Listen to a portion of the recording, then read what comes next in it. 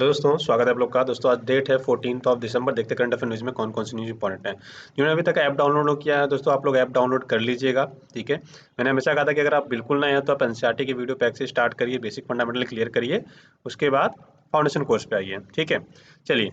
तो आज मेरा एक्चुअली पेन कहीं छूट गया है, तो मैं आज शायद प्रॉपर लिख नहीं पाऊँ। ठीक है, बट कोई नहीं, बट कोशिश करेंगे कि हम सारी चीज़ें एक एक करके आराम से सारी समझें। ठीक है, तो देखो सबसे पहले हम बात करेंगे बैंक जमा बीमा कार्यक्रम के बारे में। 2 दिन पहले हमारे देश के प्रधानमंत्री जी ने क्या किया था, इसको हमें बड़ा मतलब बहुत ही ज़्यादा बेसिकली हाईलाइट करके बोला था कि जो आप बैंक में पैसा जमा करते हो ना, उसमें क्या होता है, उसमें दोस्तों लगभग आपका 1 लाख रुपए नहीं, 5 लाख रुपए तक का बीमा कवरेज होता है। मतलब इसका मतलब क्या है, देखो, अगर आपने बैंक में 1 लाख रुपए जमा कर रखा है, मान लेते हैं कि आपने बैंक में अपना 1 लाख रुपए जमा कर रखा है, बैंक डूब गया, तो इसके लिए इंश्योरेंस होता है।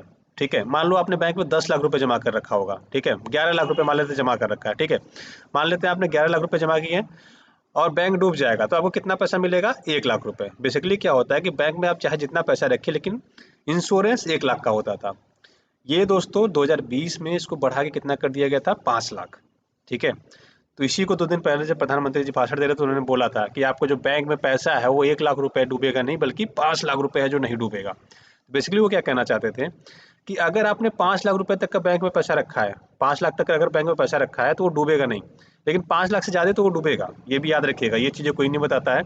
अगर यहाँ पे भी मान लेते हैं आपने क्या किया, 11 लाख रुपए जमा कर रखे हैं। ठीक है, बैंक डूब गया, तो आप कितने पैसे मिलेंगे दोस्तों? बस 5 लाख रुपए आपको मिलेंगे। याद रखिएगा, कितने मिलेंगे? बस 5 लाख रुपए आपको मिलने वाले हैं यहाँ पे।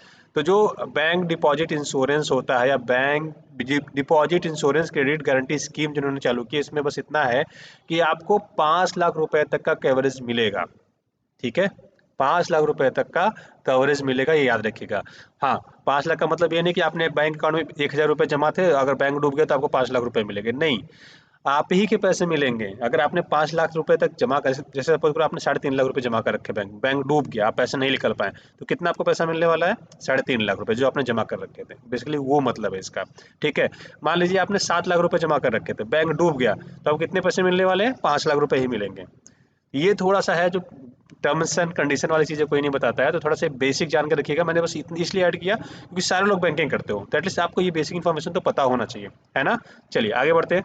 अब बात करते हैं G7 समूह की। अभी चर्चा में क्यों है? एक्चुअली इनकी विदेश मंत्रियों की बैठक हो रही थी। ठीक है, कहाँ पे हो रहा था? इंग्लैंड में हो रहा है। ठीक है, इंग्लैंड में हो रहा है, इंग्लैंड में हो रहा है दोस्तों। ठीक है, अब देखो, अब वो लोग क्या डिसीजन ले रहे हैं वो इतना इंपॉर्टेंट नहीं था। बेसिकली कहानी क्या है, मैं आपको सच समझाऊंगा आगे की स्लाइड में।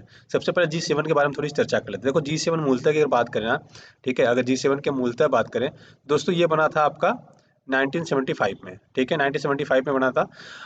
G7 की बात करें, G7 G8 होता रहता है। पहले कंट्री कौन कौन सी है वो समझ लीजिए। G7 में अगर बात करें तो यूरोपियन यूनियन है, कनाडा है, फ्रांस है, जर्मनी है, इटली है, जापान है, यूके है और यूएसए। आप काउंट करेंगे टोटल दोस्तों 7 आ जाएंगे ये। ठीक है, G7। ठीक है ना, ये ठीक है।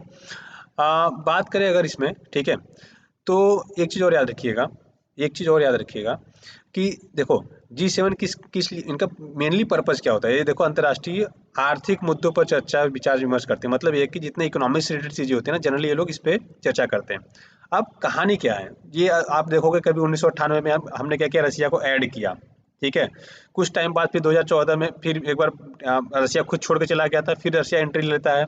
ठीक है, उसके बाद 2018 में, 2014 में, सॉरी 2014 में इसको निलंबित कर दिया गया था। 2014 में रसिया को बाहर ही कर दिया गया था। क्यों? एक प्लेस है क्रीमिया, क्रीमिया पे इन्होंने क्या किया, कब्जा किया। ठीक है, क्रीमिया पे कब्जा किया, तो क्रीमिया एक देश था, और क्रीमिया पे जब इन्होंने कब्जा किया तो इन देशों ने मतलब इनकी बहुत आलोचना की। जो G7 देश थे उन्होंने बहुत आलोचना की। वहां से इनको, रसिया को बाहर निकाल दिया जाता है। ठीक है, सिंपल सी अगर भाषा में बात करें तो पहले G7 था, 1998 में G8 बना, 2014 में इसको अलग करके G7 फिर से कर दिया गया। ठीक है, पहले कंट्रीज देख लेते हैं, उसके बाद मैं एक कहानी बताऊंगा कि यूक्रेन कहाँ पे, क्रीमिया कहाँ है, मुद्दा क्या चल रहा है। देखो, G7 में ये कंट्रियाँ आती हैं, G8 में रसिया को ऐड कर दो तो G8 बोलते थे। और आपने G20 सुना होगा, तो G20 G7 का ही एक्सटेंडेड पार्ट है। ठीक है, जिसमें आपका इंडिया भी आता है। यूरोपियन यूनियन को बेसिकली इसमें देखो, यूरोपियन यूनियन कई कंट्री आ जाती है ना, फ्रांस आ जाता है, यूके आ जाता है, इटली आ जाता है, जर्मनी आ जाता है। ठीक है, तो ये यूरोपियन यूनियन में एक मतलब एक एज ए कंट्री हम लोग काउंट कर लेते हैं बेसिकली, ठीक है ना। तो ये याद रखिए G20, अगर मैं बात करूँ तो आई थिंक 2020 के यूपीएससी के प्रीलिम्स क्वेश्चन पूछा गया था, यूपीएससी ने पूछा था G20 कौन कौन से देश हैं, 5-6 एग्जाम्पल दिए थे, उसमें से एक समूह बना रखा था उन्होंने। तो आप 2020 का पेपर उठा के देखें तो आपको मिल जाएगा। अब देखो मुद्दा क्या है, मुद्दा ये कि यूक्रेन के बॉर्डर पे ना, इधर इस साइड में देख रहे हो, इधर क्या कर रहा है दोस्तों, इधर जो है रसिया पूरा अपनी मिलिट्री पावर बढ़ाते जा रहा है धीरे धीरे, क्योंकि यूक्रेन के कुछ पार्ट्स को कब्जा करना चाहता है, बेसिकली ये रीजन है।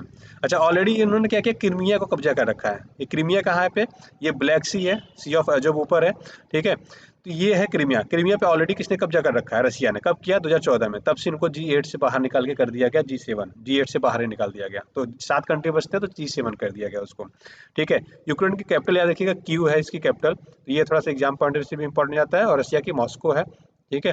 क्रीमिया को ऑलरेडी कब्जा कर रखा किसने, रसिया ने। तो ये थोड़ा सा पॉइंट याद रखिएगा जो आपके एग्जाम पॉइंट से इंपॉर्टेंट होता है। अच्छा, मैपिंग आपको यहाँ से मेरे हिसाब से तो ये पूरी अच्छे से करनी चाहिए, कौन सी इसमें रिवर आके मिलती है ब्लैक सी में, क्रीमिया से कौन सी कंट्री लगती है, यूक्रेन से कौन सी कंट्री लगती है, रसिया से कौन सी कंट्री लगती है, ये बेसिकली आपका होमवर्क हो जाता है, ठीक है ना। अब बात करेंगे S-400 और काटसा।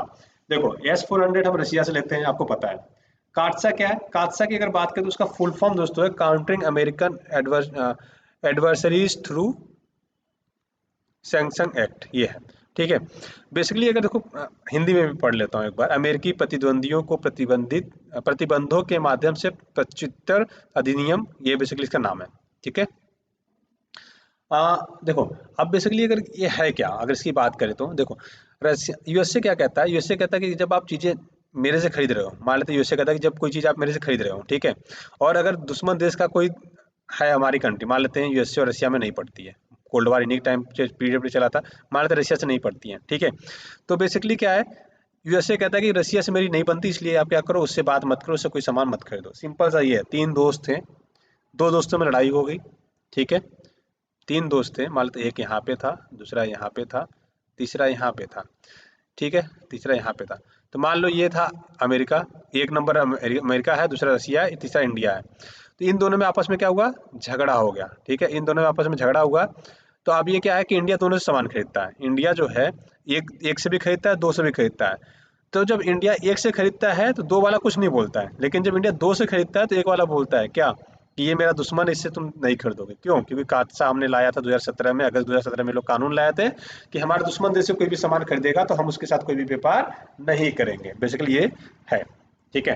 अच्छा, S-400 इंपॉर्टेंट क्यों है, S-400 इंपॉर्टेंट है क्यों, क्योंकि इनका एक देखो, अमेरिका ने क्या लाया था, एक थार्ड लाया था, थार्ड की बात करें terminal high altitude area defence, ठीक है, एरिया डिफेंस। तो देखो अगर बात करें terminal high altitude area defence की, अगर बात करें थार्ड की बात करें, तो S-400 इससे ज़्यादा अच्छा है। तो हम अच्छे के साथ क्यों नहीं जाएंगे, हमें पैसे जब उतना ही देना तो हम अच्छे वाले के साथ जाएंगे ना, कम वाले के साथ क्यों जाएंगे, सेम यही कंडीशन है। अच्छा, S-400 के साथ सिस्टम ये है कि आप इसको अपने ट्रक में लोड करिए, ट्रक में लोड करके कहीं भी लेके जा सकते हैं, कहीं भी किसी एरिया में जाके जा सकते हैं। वहां पे जाने के बाद क्या करिए, इसको खोलिए और ऐसे खड़े करिए, और जो भी मिसाइल आता रहेगा ना, ये डायरेक्ट जाके मिसाइल को क्या करेगा, ये तबाह कर देगा आकाश में ही। बेसिकली ये है आपका S-400 का काम, ठीक है।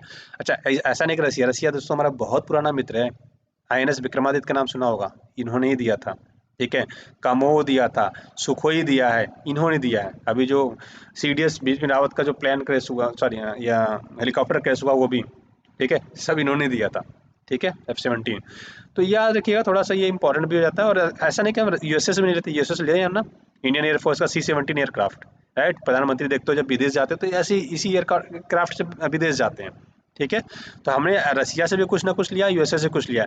और हम देखो, एक चीज़ याद रखिएगा, इंटरनेशनल रिलेशन में दोस्तों कोई आपका परमानेंट मित्र नहीं होता है, याद रखिएगा। इंटरनेशनल रिलेशन में आपका कोई परमानेंट मित्र नहीं होता है, आपके रियल लाइफ में परमानेंट मित्र हो सकता है, लेकिन वो भी एक टाइम पे आकर छूट जाते हैं, दूर हो जाते हैं, राइट। तो ये थोड़ा सा याद रखिए, जो आपके एग्जाम पढ़ने से रिलेवेंट हो जाता है। मैंने एक टॉपिक और ऐड करना था यहाँ पे दोस्तों, एशिया स्पेसिफिक में जो पावरफुल कंट्रीज है उसके नाम, इंडिया ने रसिया को पीछे करके चौथे नंबर पे है। वो एक 2-3 दिन से मेरा छूट जा रहा है मेरे को ऐड करना, तो हम होपफुली कल उसको ऐड करेंगे और उसको भी एक बार डिस्कस करेंगे, ठीक है। तो आशा करते चीज़ समझ में आएगी। एक्चुअली आज मेरा स्टाइलस दोस्तों कहीं छूट गया है, तो इस वजह से मैं इसको पेन बहुत ज़्यादा यूज़ नहीं कर सकता, मेरे को टैब पे मतलब स्क्रीन पे थोड़ा सा यूज़ करने में दिक्कत हो रही है वैसे, ठीक है। तो चलिए आज की वीडियो में बस इतना ही रखेंगे। जिनको फाउंडेशन कोर्स ज्वाइन करना, फाउंडेशन कोर्स आराम से ज्वाइन कर सकते हो, ठीक है। बिल्कुल बेसिक से पढ़ाया गया, अनलिमिटेड टाइम देख सकते हैं, जितनी बार चाहे उतनी बार देख सकते हैं। इसके अलावा वेरियस कोर्सेज हैं अलग अलग, आप अलग अलग ज्वाइन करना चाहते हो, इंटरनेशनल रिलेशन, एसे, हिस्ट्री, पॉलिटी, आपका ये सारे कोर्स चाहो तो आप ज्वाइन कर सकते हो हमारा, ठीक है। चलिए, और इसके अलावा बात करें तो पेमेंट 3 तरीके से कर सकते हो, अकाउंट में कर सकते हो, फ़ोनपे, पेटीएम से कर सकते हो, गूगल पे से कर सकते हो, और हमारा ऐप है डीकेएसएस अकेडमी का, अगर डाउनलोड नहीं किया तो डिस्क्रिप्शन लिंक में जाइए, वहाँ से आप डाउनलोड करिए, ठीक है। तो आज की वीडियो बस इतना रखते हैं, आशा करते हैं वीडियो पसंद आएगा। पसंद आया तो अपने दोस्तों के साथ लाइक से सब्सक्राइब करना ना भूलिएगा। वीडियो देखने के लिए बहुत बहुत धन्यवाद, आपका दिन शुभ हो। Thank you so much, have a great day.